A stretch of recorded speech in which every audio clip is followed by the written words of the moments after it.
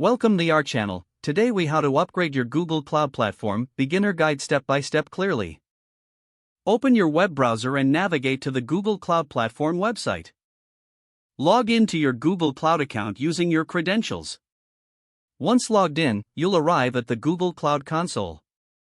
Locate the project for which you wish to upgrade. If you do not have a project, create a new one by clicking on the Select a Project drop-down. In the project dashboard, look for the Billing section in the left-hand menu. Click on Billing to view your current billing account and plans. To upgrade, navigate to the Upgrade option within the Billing section. Review the available plans and select the one that best suits your needs. After selecting a plan, click on the Upgrade button. Follow the prompts to enter any required payment information. Review the terms and conditions, then accept them. Click on the Confirm button to finalize your upgrade. The console will display a confirmation message once the upgrade is successful. To ensure your upgrade has been applied, revisit the Billing section. You should see the details of your upgraded plan reflected here.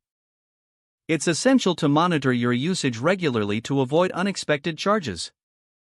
Explore the additional features that come with your upgraded plan. Familiarize yourself with the new capabilities to maximize the benefits. Consider setting up alerts for budget tracking in the Billing section. Continue to explore other aspects of Google Cloud for further enhancements. Always refer to the documentation for updates and best practices. If the page does not load, refresh the browser or try again in a private or incognito window.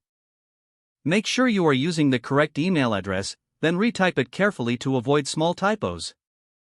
If your password is not accepted, use the Reset option and create a new strong password you can remember.